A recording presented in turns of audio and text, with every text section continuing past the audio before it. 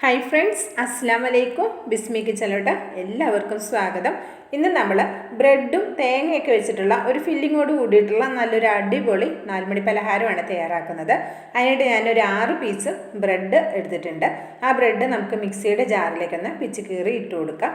അപ്പം ഞാൻ ഈ 6 ബ്രെഡും ഒരുമിച്ചാണ് മിക്സിയുടെ ജാറിലേക്ക് ഇട്ട് കൊടുക്കുന്നത്. നിങ്ങൾക്ക് അങ്ങനെ കൊള്ളൂല എന്നുണ്ടെങ്കിൽ 2 പ്രാവശ്യമായിട്ടൊന്ന് അരച്ചെടുത്താൽ മതി കേട്ടോ.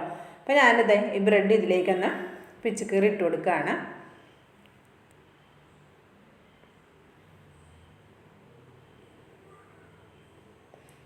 കണ്ടോ, ഇട്ട് കൊടുത്തിട്ടുണ്ട്. ഇനി നമ്മൾ ഇതിലേക്ക് ചേർത്ത് കൊടുക്കുന്നത് തേങ്ങയാണ്. ഞാനൊരു 1/4 കപ്പ് 250 ml കപ്പിലൊരു 1/4 കപ്പ് തേങ്ങ എടുത്തിട്ടുണ്ട്. തേങ്ങയുടെ അളവ് നമുക്ക് എത്ര വേണമെങ്കിലും കൂട്ടാട്ടോ. ഒരു 1 മുതൽ 1.25 കപ്പ് വരെയൊക്കെ ചേർത്ത് കൊടുക്കാം ഈ 6 ബ്രെഡിലേക്ക്.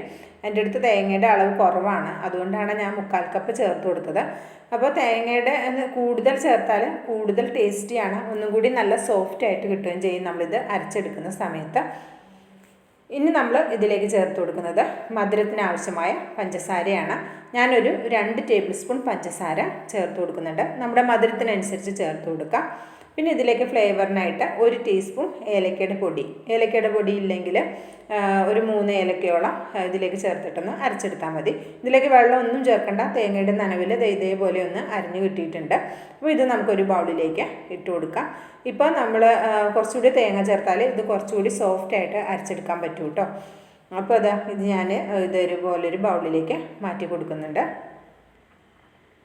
ഇപ്പോൾ എന്താ പറയുക, മിക്സിഡ് ജാറിൽ ഒന്നായിട്ടിട്ട് അരക്കാൻ പറ്റണില്ലെങ്കിൽ 2 പ്രാവശ്യം ഇട്ടിട്ട് കുറച്ച് തേങ്ങയും ഒരു 3 ബ്രെഡും പിന്നെ കുറച്ച് തേങ്ങയും 3 ബ്രെഡും അങ്ങനെ അരച്ചെടുത്താൽ മതി കേട്ടോ.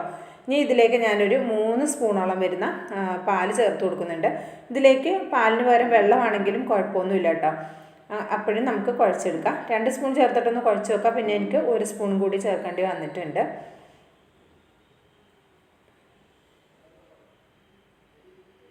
ഇനി നമുക്ക് 1 സ്പൂൺ കൂടി ചേർത്ത് കൊടുക്കാം. എന്നിട്ട് ഇത് അത്യാവശ്യം നല്ല രീതിയിലൊന്ന് കുഴച്ചെടുക്കാം.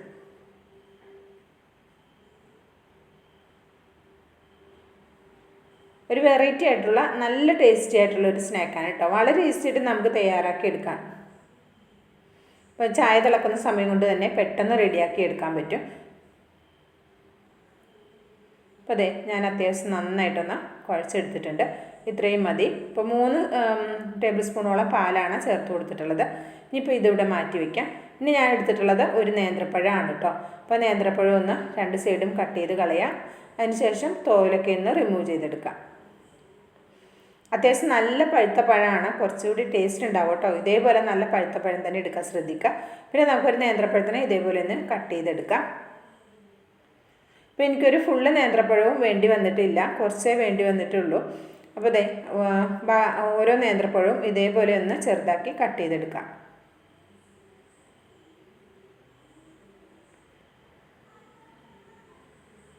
കണ്ടോ, ഈ രീതിയിലാണ് ഇങ്ങനെ നീളത്തിൽ നിന്ന് കട്ട് ചെയ്തെടുക്കുന്നുണ്ട്. ഇനിയിപ്പോൾ നിങ്ങൾക്ക് നേന്ത്രപ്പഴം വഴറ്റിയിട്ട് ചേർത്താൽ മതിയെങ്കിൽ അങ്ങനെയും ചേർക്കാം. അപ്പോൾ വഴറ്റുന്ന സമയത്ത് കുറച്ച് ഏലക്കപ്പൊടിയും പഞ്ചസാരയും കൂടെ ഇട്ടിട്ട് വഴറ്റിയെടുത്താലും മതി കേട്ടോ. അങ്ങനെയും ചേർത്ത് കൊടുക്കാം കേട്ടോ.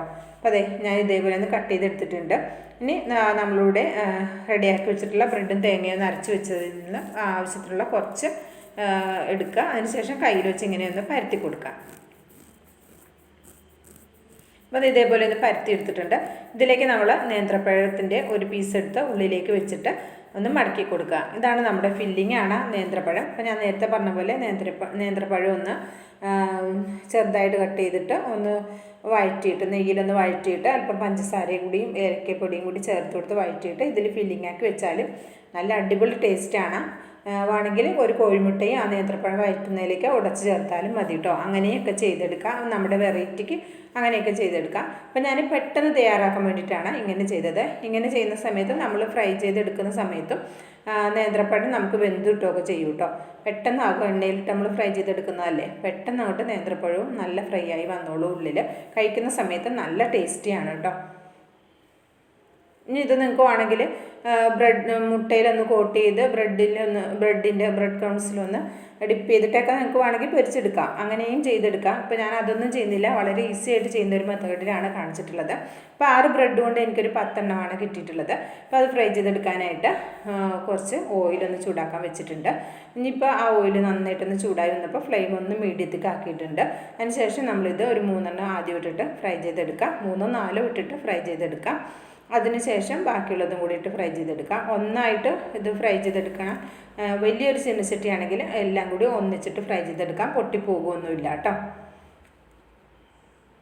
ഒരു ഭാഗം ആവുന്ന സമയത്ത് തിരിച്ചും മറിച്ചുമൊക്കെ അങ്ങോട്ടും ഇങ്ങോട്ടൊക്കെ തിരിച്ചും മറിച്ചും ഇട്ടിട്ട് നമുക്കിത് ഫ്രൈ ചെയ്തെടുക്കാം. നല്ല ടേസ്റ്റി ആയിട്ടുള്ള നല്ലൊരു അടിപൊളി സ്നാക്കാണ്. വളരെ സിമ്പിളാണ്. ആർക്കും ഇത് ചെയ്തെടുക്കാം, പെട്ടെന്ന് ചെയ്തെടുക്കാൻ പറ്റുന്നതാണ്. അപ്പോൾ എല്ലാവരും ഒന്ന് ട്രൈ ചെയ്ത് നോക്കണം കേട്ടോ. ട്രൈ ചെയ്ത് നോക്കിയിട്ട് അഭിപ്രായം അറിയിക്കാൻ മറക്കരുത്.